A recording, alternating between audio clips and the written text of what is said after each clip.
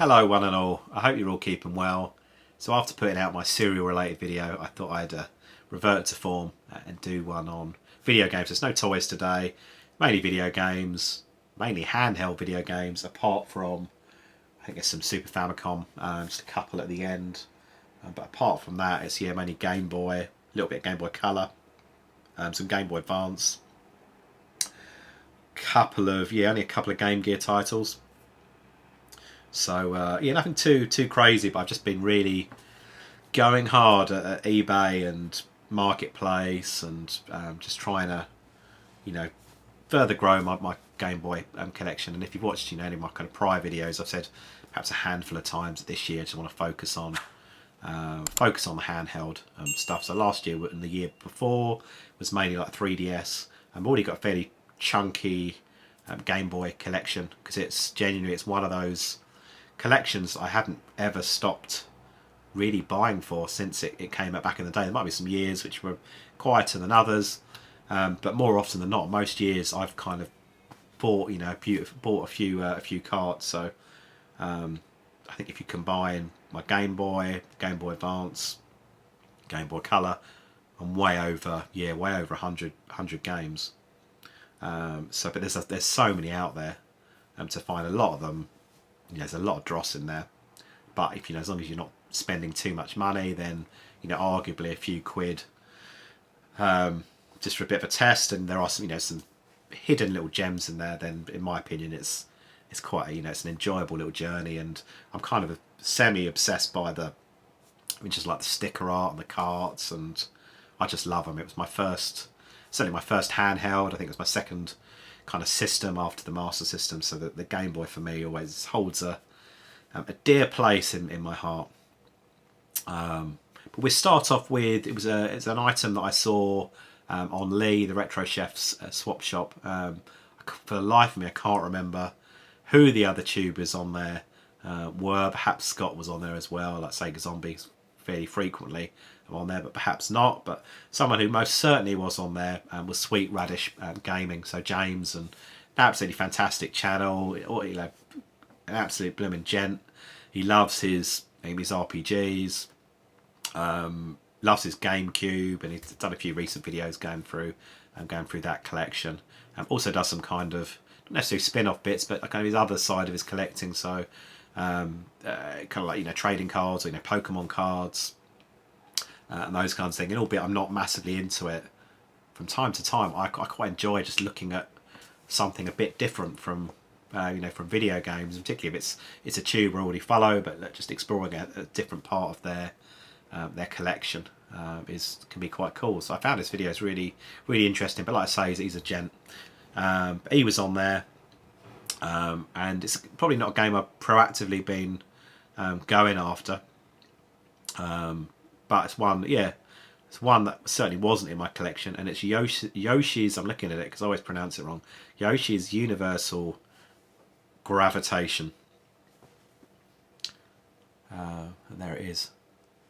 I think it must have like a little battery. To check that's still got a bit of charge, but I'm sure it's got a battery in there. Two-tone GBA cart, but look forward to know very little about it. But it's kind of a first-party Nintendo game, Yoshi. Then one would like to think would be pretty cool. So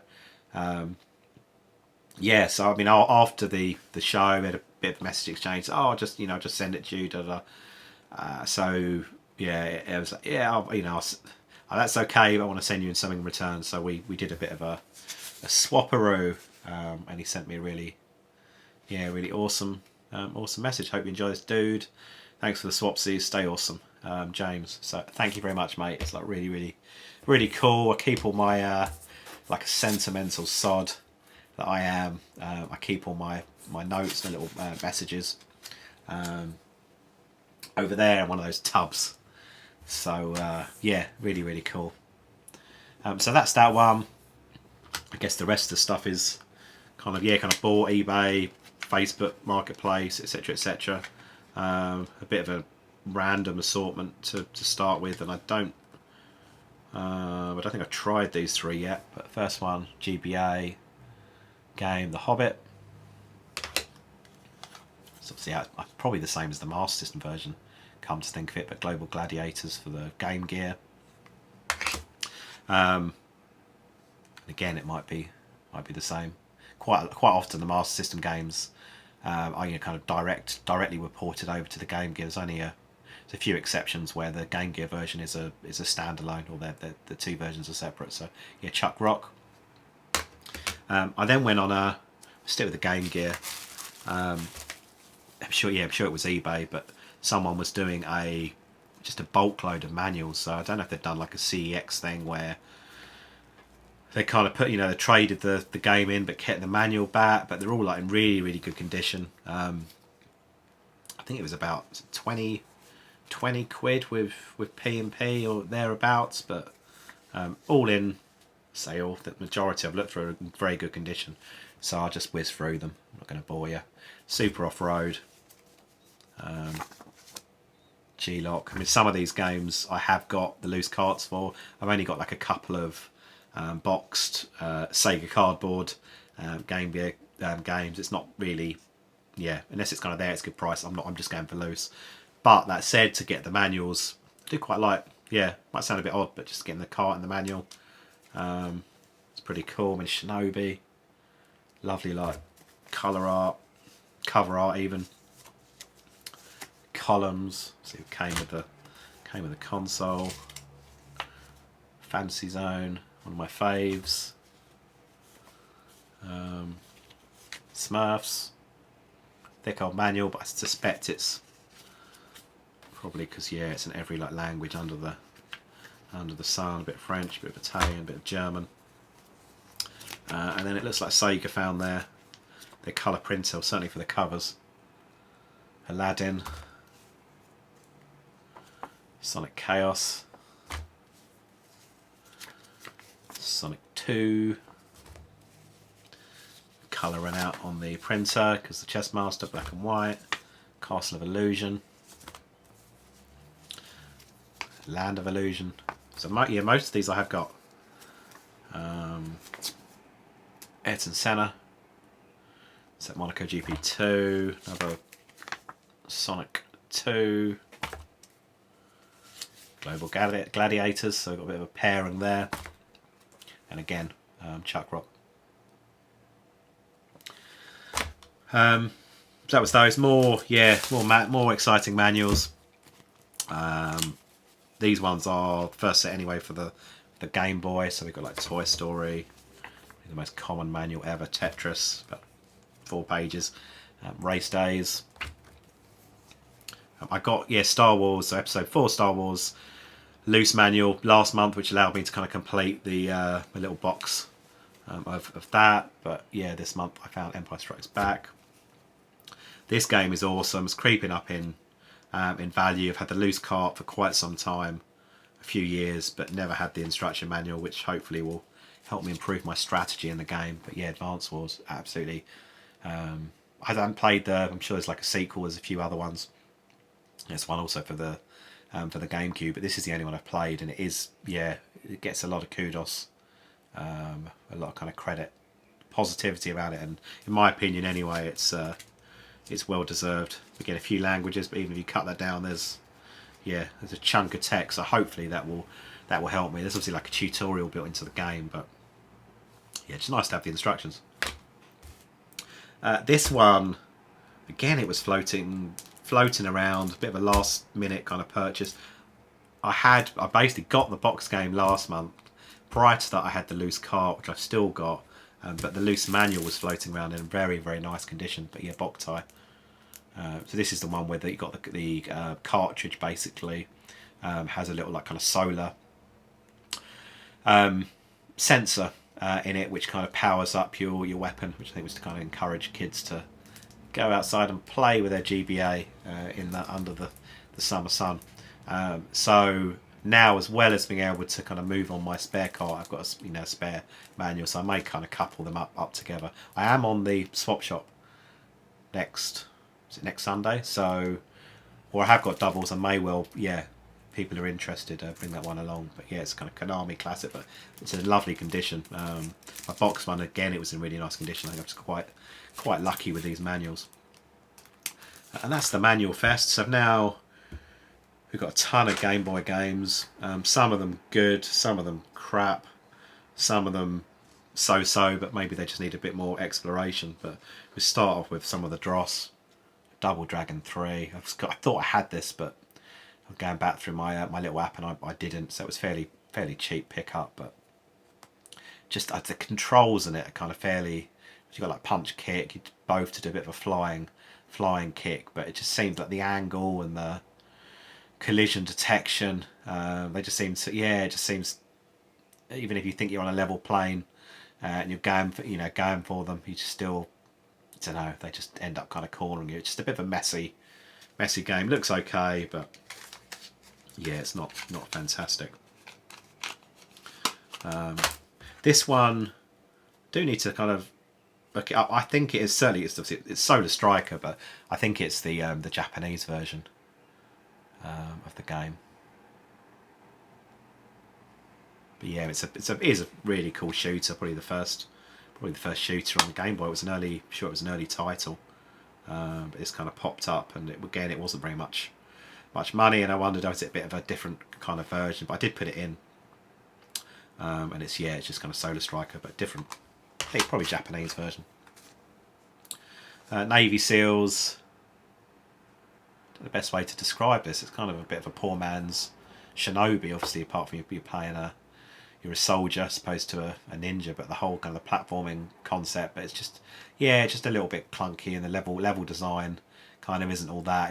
If you've got an enemy up here and you're down here, I don't think you can jump and shoot, so you have to jump on the platform, and then they get quite its timing is a bit precarious in it. It's okay. It's nothing to write home about, that's for sure. Can't really go wrong with a Kirby game. Bit of pick up and play. Pinball Land, quite decent. If I remember it correctly, you got kind of different levels. So you kind of obviously pinball style. The ball shoots up, and if you kind of drop between the kind of the flippers on the top level, you then come down to the middle one, and then you've got, I think it's about 4, and you get to the bottom, and then it's kind of you're out. You lose your life. So it's a bit more perhaps forgiving than some of the other pinball games. But it's quite a good crack. Bit of a laugh. Quite like those games. He says, and he spots another pinball game. This is a bit of an oddity, not a rare oddity, just a bit of a weird one.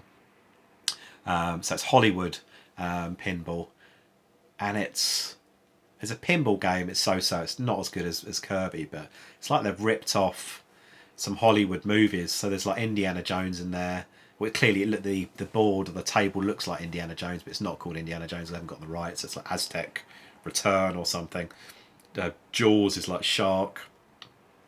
It's got like Psycho, the Hitchcock film, and it's something like Scary Manor or Scary Motel or something like that. So that's a bit kind of crass, but it's okay. It's not, like I say, it's not as good as Kirby, but all fairly cheap.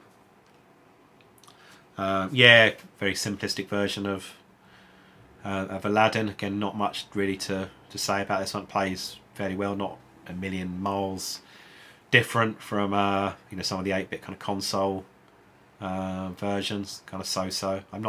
Probably sounds bad, but I'm not a massive fan of Aladdin in most kind of formats. It's all right. It doesn't really float my boat.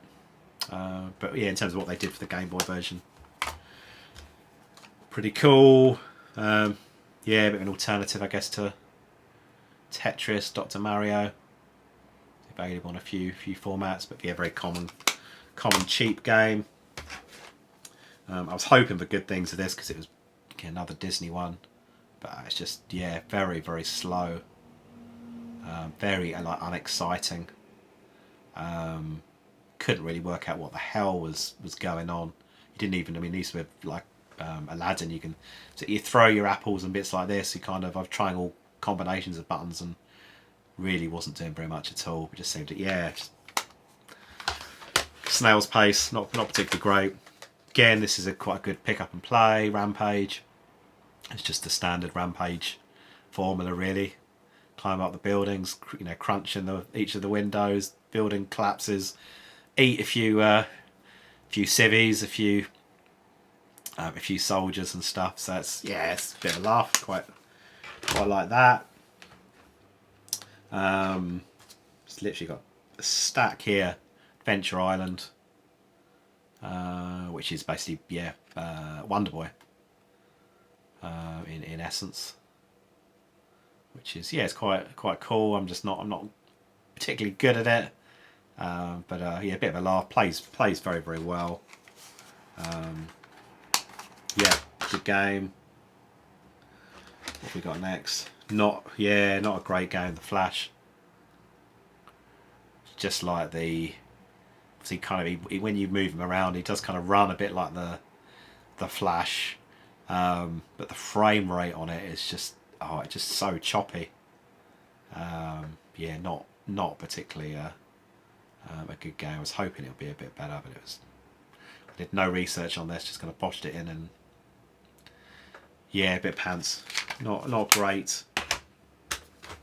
This one is great, but it does have its slight challenges. So like R-Type, I think the constraint with this is the kind of not necessarily the screen size, but just the proportions that they've built the game on, because the ship in it is fairly big compared to the in proportion to the size of the Game Boy screen versus say if you were to play it on another format. So as a result, you haven't got too much advance warning when enemies are coming. It's kind of they're on screen and then they're in your trajectory. It doesn't make it too straightforward, but in a lot of senses, it's perhaps if you're kind of fairly accustomed with one of the other games, it's just like playing it in a bit of a harder mode. But the enemies, the layout, the bosses, are very pretty bloody decent match to the other versions.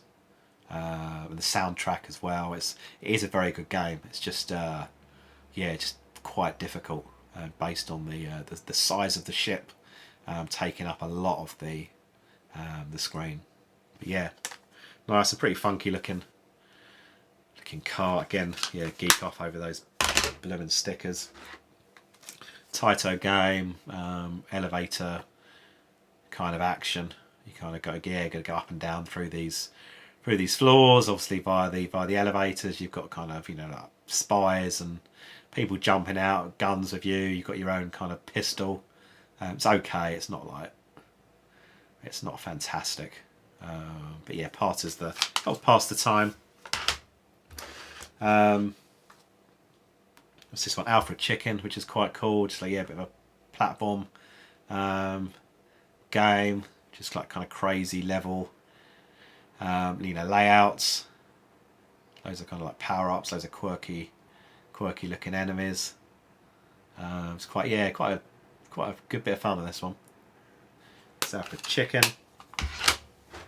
This one I think is pretty pants on most formats, but I still need to do my Street Fighter and Mortal Kombat side by side. But Pit Fighter, I was like, I get that, but if you squint, it just looks like Pit Fighter on any other version. But the gameplay, the graphics kind of aren't all that. Obviously, it's never going to be kind of like photo realistic, but it's a bit kind of poor. It does fairly fluid in terms of your punches and your kicks and all your moves and stuff. You bash the buttons. That actually works out okay, but it's just not a very exciting game.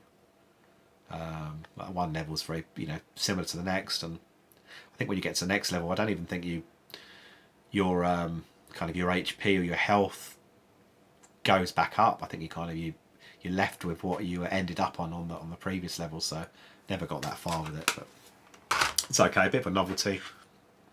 This is pretty cool.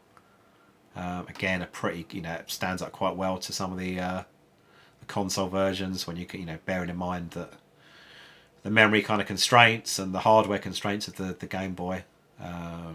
It's quite a neat little game. Always reminds me of kind of the Chaos Engine. Kind of set up kind of top down. Got your weapons, but got your big old dinos. A few little puzzles and things. But it's a good game. This is one where it looked okay, but I need to get a bit more into it. It wasn't what I was expecting at all.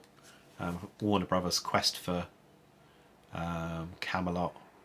seems to be like, I don't know, like a bit of an early Zelda-y game. It kind of feels a little kind of RPG, but I've only maybe like 20 minutes into this one just to test it was working okay, and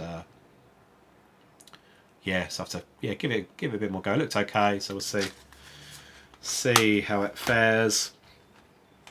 What's it on? Arcade Classic 4, Defender and Joust.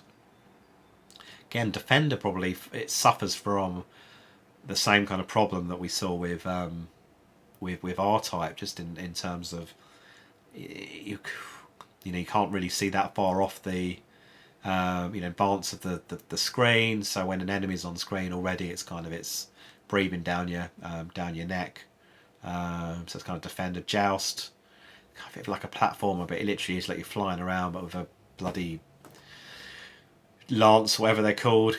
Like a kind of a modern knight thing, but it's just it's not all that. Kind of a bit so. I was hoping Defender would be good, but I've got Defender on the GBA on the advanced a little while back, and that is a really awesome like version, even like the sound effects and for a handheld version of that game, that's brilliant, really good. Next one, Lamborghini American Challenge.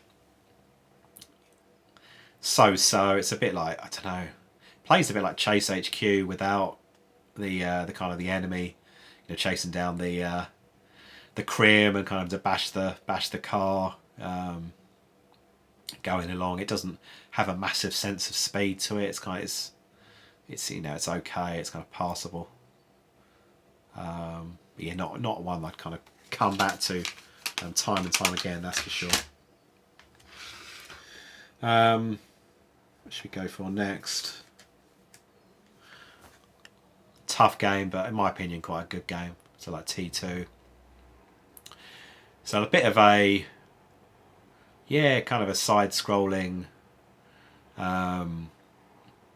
action kind of platform, or run and gun almost. But very very tough. So like the first level, I thought you just had to kind of knock out these beacons to get through to the end, but it turns out you have to do them in the right kind of order, and it's a very subtle clue that's given in the intro blurb going in from Sarah Connor. But the gameplay is quite cool. It's quite, you get a lot of enemies on screen. You obviously get the evil kind of Terminators. You get like the gunships hovering overhead. But yeah, very very very tough game.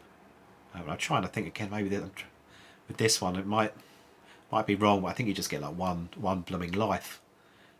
So it's fairly, you get like energy and bits like that, but it's pretty tough. But it does look nice. It plays nice. But just a challenging game, but a rewarding one. So maybe one just to kind of keep persevering with. I think this was like, I never watched it, TV series, Sequest DSV. But you literally, it's kind of, it's a bit like like underground, almost like a bit of a submarine shooter, but fairly basic.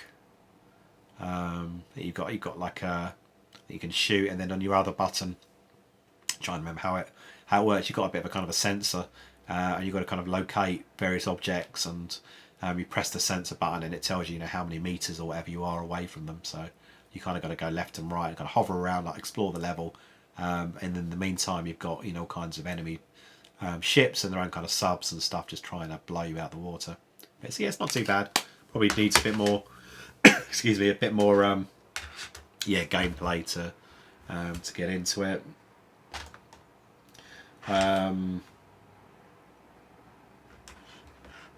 By nook or by crook, I probably left part. This one's a bit disappointing. So yeah, Micro Machines. The sound effects are a bit. It plays. It's very hard just to stay on the track, and I played it on many other versions, and it's very kind of slippery. Is that the word? Like a slippery controls. Very easy just to come off the path. Horrible, like screechy sounds when you're kind of skidding. So yeah, I was a bit gutted. Does look really nice. Even like the intro screens and the character select screens don't look a million miles different from some of the other versions, but yeah, just a bit lukewarm on that one. This one is probably absolute bugger to explain, but it sounds odd, but it's a bit like a kind of a puzzle shooter. So you've got like a square in the middle of the screen, which is kind of your territory, which you've got to protect, and the shape of your kind of ship, or the color of your ship and the shading, like varies, and the color that you are allows you to basically shoot enemies of that same. I'm saying color; it's more kind of the shading of the same shade as you, and they come in kind of in waves really, and if they manage to get into the perimeter, then it's game over. So and you can kind of change the color of your, I keep saying bloody color, change the shade of your ship in order to shoot similar shaded enemies. If I remember, I put some bloody gameplay on, but first I thought this is just weird, but once I got my head around what the heck you're meant to do, it's actually quite addictive, quite good fun. I've no idea if there's various levels, because it just seems as soon as someone gets into your territory, then it is the end of the game. So you can just keep beating them back. But yeah, it's very very cheap. Zoop, Viacom. So yeah, I thought I'd give that a go. Have a Taito game. Star Saver. Again, it's like a platforming game. It's a very good game, I found. It's a platforming game. You find like a bit of mech suits, a bit of mecha, so you're in those kind of robotic suits, working your way through, and if you get kind of hit when you're in the mecha suit, then you just transform back to being a bloke, or I think maybe he's a boy or whatever, and then if you get done, then you lose a life. But nice, plays very very well, very kind of slick, nice like little level designs. It's a linear game, but in terms of the level design, you're kind of going in every which direction to get to the exits. But it's I'm really enjoying that. Adventures of Star Saver. Nearly there on the loose Game Boy ones. Like a tank, Cosmo Tank, Atlas game, which kind of surprised me a little bit. So you start off and you've got like a top-down tank piece, and it's kind of like giant insects and like horrible bloody ants and spidery things. So you've got to kind of knock them back. Again, it's a bit of a maze. You've got to get around. At first, I thought it was a bit of an arena, but it's not. There's kind of a little bit in the corner which takes you off into a different direction. So you work your way around the maze, get to like this cave, and then when you go into the cave, it flips into like a 3D, still in the tank, but like a 3D shooter. You work your way around the cave, and every now and again you might come across an enemy, and then you've got to fight that in 3D. And then once you've gone round, you eventually go back to the top-down mode. It's awesome. It's really really good.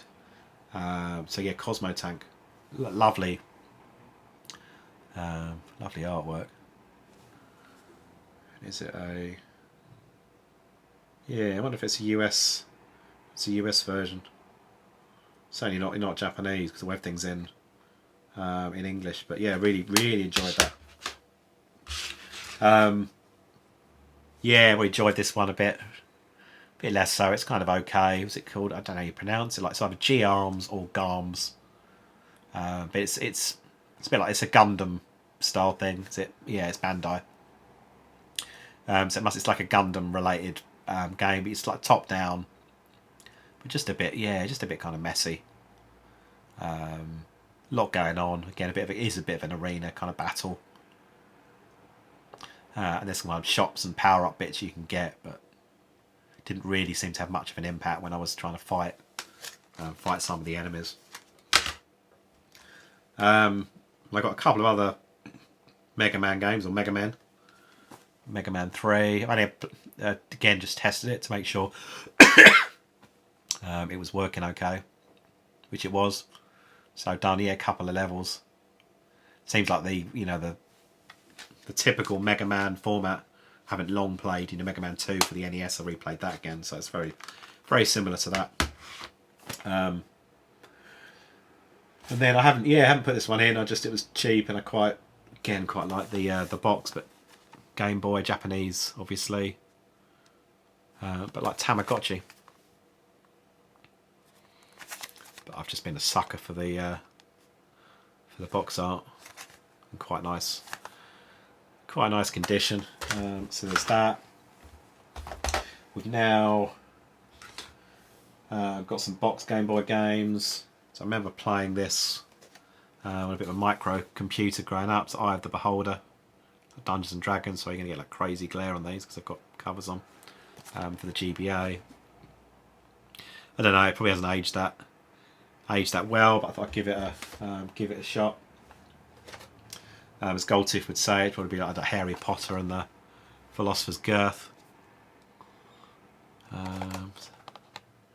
pick this one up. Again, it's saying okay. The protective things always make them look nice, and they are, but it's actually in quite good nick. So grab that one. Probably wishful thinking because they probably sold bloody hundreds of thousands of them. But I think early Harry Potter games, maybe they'll creep up in value, but probably not. So a different version of T2. It's more like the arcade version, but like really lovely blooming box, all like nice and complete. A very dumbed down version of the arcade, but quite cool. Again, the box art. Do love a bit of Game Boy. Always said I wouldn't go bloody Nintendo cardboard, and that's exactly what I've done. Switching a little bit to the GBA. So Crash Bandicoot Excess, quite a good game.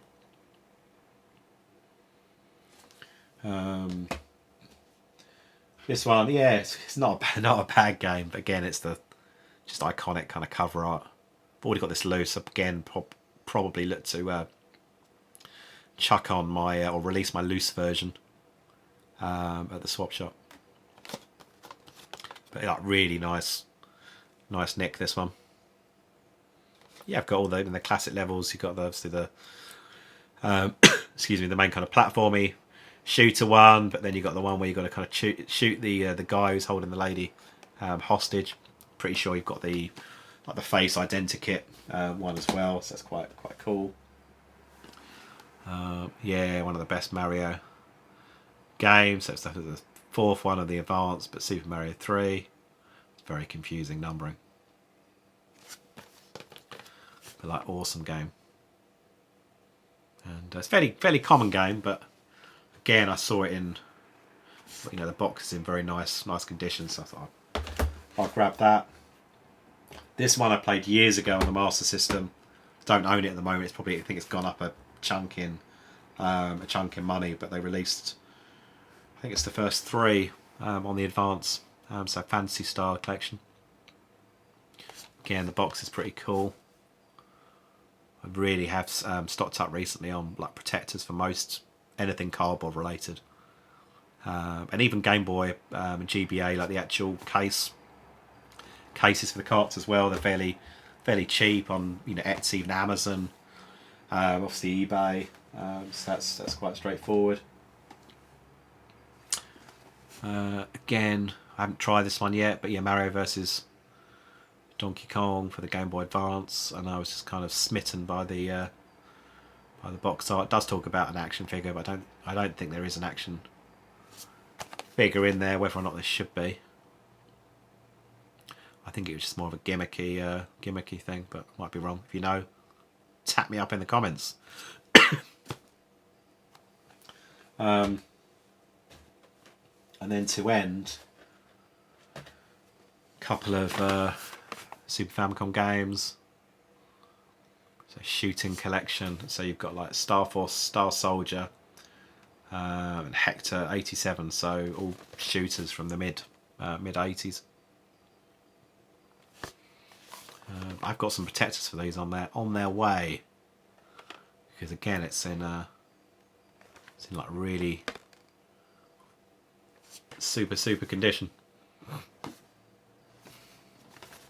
So I'm rather chuffed with that. And then the final one, a game I have already got in a few formats, and I've got it in the PAL format as well, but just thought it looked nice in the Japanese version. So yeah, Parodius.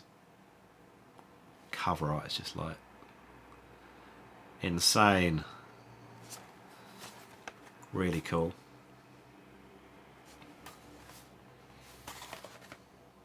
So yeah, now get this covered and protected, and then we're all good.